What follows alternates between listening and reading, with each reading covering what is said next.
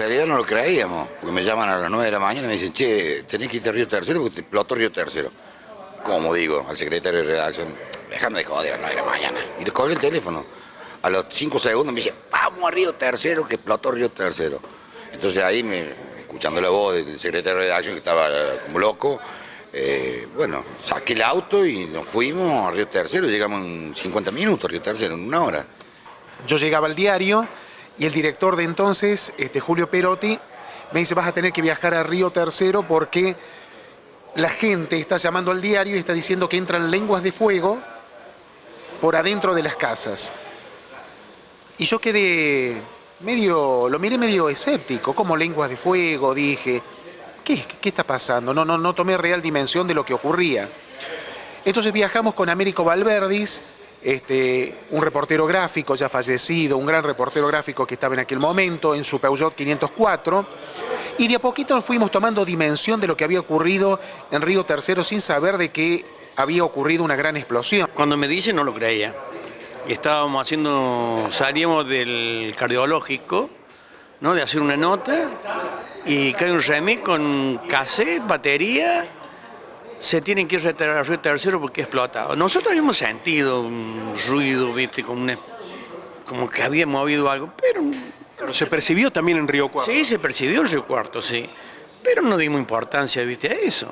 Hasta cuando llegaron con los cassettes y con todo, dijeron, che, vamos, que nos llevamos al aeroclub, que tienen que subir un avión y irte a Río Tercero.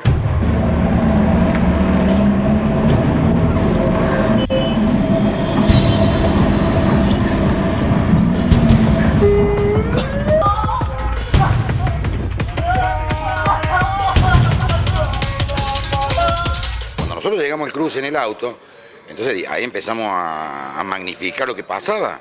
Gente que venía con lo que tenía, colchones, conservadora, en camiones, en autos, caminando, llorando, con chicos en los brazos.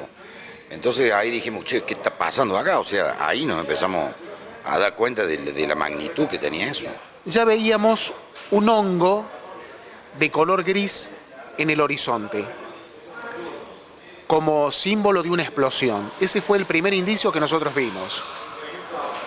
Avanzamos por ese camino rural y empezamos a ver gente que venía caminando, que se iba de Río Tercero, como un éxodo. Se veían columnas de humo que salían de dentro de la fábrica, Y entonces el piloto nos dice, fíjate, dice que abajo vas a comenzar a ver hongos.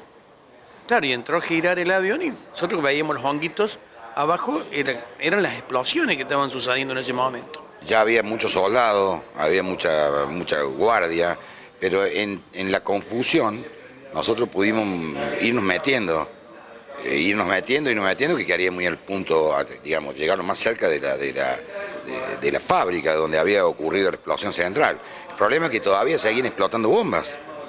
Entonces teníamos que ir con mucho cuidado, escondiéndonos. Por ejemplo, yo opté por esconderme atrás de un colegio de hormigón y tratar de ir al punto central. Pero llegué a un punto en que dije, no avancemos más acá porque era excesivamente peligroso. No había nadie. La gente no sabía qué había ocurrido. Gestos de impotencia de esa misma gente. Era toda una cuestión como un caos.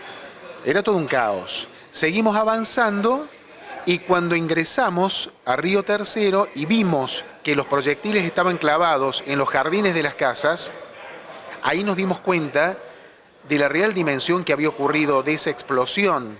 Vos las veías, la gente parecía perdida, o sea que no, como, ¿viste? Como si alguien va sin rumbo. Cuando yo miraba para el lado de la fábrica, de los árboles que tenían 30 metros de alto, eran todos eucaliptos, quedaban los palitos nomás. Yo veía que quedaban los palitos del eucalipto, nada más. Es como que había volado todo. Había fuego, había humo, había esquirlas de bombas que humeaban en la calle.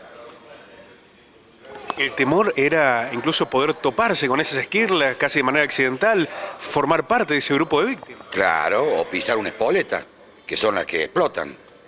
En realidad la bomba, si no tiene espoleta, no explota, pero las espoletas sí explotan si las pisas y tiene suficiente fuerza como para arrancarte una pierna o matarte. Entonces tenés que andar con mucho cuidado. en medio de las recomendaciones que los efectivos de gendarmería nos hacían, porque nos decían que, por ejemplo, camináramos levantando los pies, no arrastrando los pies, porque nos podíamos encontrar con espoletas, y si arrastramos o pisábamos una espoleta, la espoleta es la punta del proyectil, nos arrancaba la pierna, por ejemplo. Nosotros entramos ignorando totalmente todo. O sea, que nosotros de la fábrica estábamos a ¿cuánto? 200 metros, donde estaban siendo las explosiones. Y ahí comenzamos ya a escuchar las explosiones y bueno, ya no sabíamos ya ni si tener la cámara o mirar por el costado. Todo el mundo se quería escapar de Río Tercero. O sea, era un éxodo. Entonces muchas familias que vivían a 2 o 3 cuadras se buscaban, pero lo que querían era irse. Nosotros en ese momento habíamos perdido real dimensión de lo que, porque estábamos muy metidos en la cuestión periodística, nosotros queríamos cubrir, así que perdíamos la conciencia de que estábamos en el límite, estábamos en una situación de riesgo, nosotros, todos los periodistas que estábamos trabajando en ese lugar.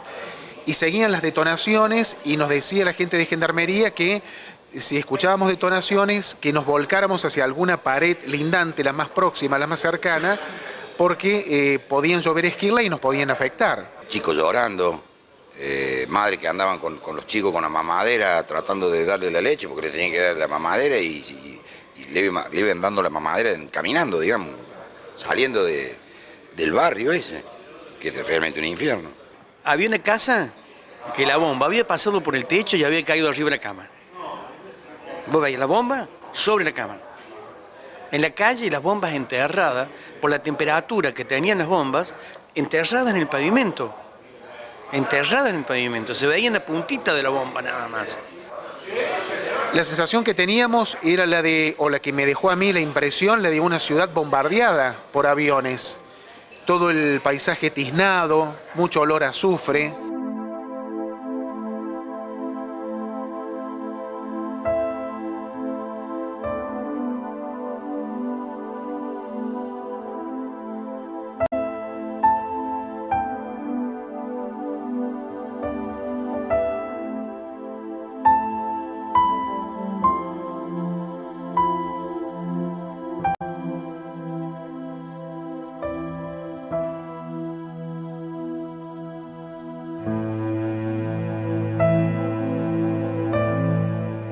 Y yo pensé que ya había visto todo, porque antes de eso habíamos cubierto varias tragedias y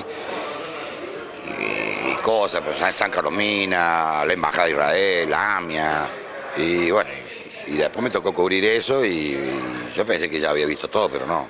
Uno nunca deja de sorprenderse por las cosas que pasan. Cada vez que vuelve a Río Tercero, ¿reconstruye esas mismas imágenes? Sí, me acuerdo y bueno, y trato de verla a Río Tercero como una ciudad normal, aunque yo sé que la gente de Río Tercero no se olvida nunca. Esto me marcó mucho periodísticamente porque fue un hecho que nunca lo había vivido y que además con el desandar mismo de la investigación y con la hipótesis del hecho intencional me fue adentrando mucho en la variable que tenemos los periodistas del periodismo de investigación. Entonces ahí entramos a investigar, no solamente a cronicar o a narrar los hechos tal cual lo veíamos, sino que me llevó también a profundizar los hechos y me cambió en el estilo de trabajar periodísticamente, orientándome un poco más hacia la investigación. Eso a mí me marcó mucho porque fue uno de los trabajos que yo hice que no te podés olvidar más, ¿no? Y me marcó porque cada vuelta que paso cerca de cuando voy a Córdoba, he pasado por Río Tercero y busco ir por el lugar que pase, que entramos. No he ido con mi familia, le digo, mire, por acá entré yo. No me olvido nunca, a mí me marcó muy mucho y también lo que me marcó mucho, la gente que encontraron al otro día cuando estábamos allá, disparando por los campos, perdidas, pero no porque habían ido, perdidos, y eso me marcó muy mucho en mi trabajo.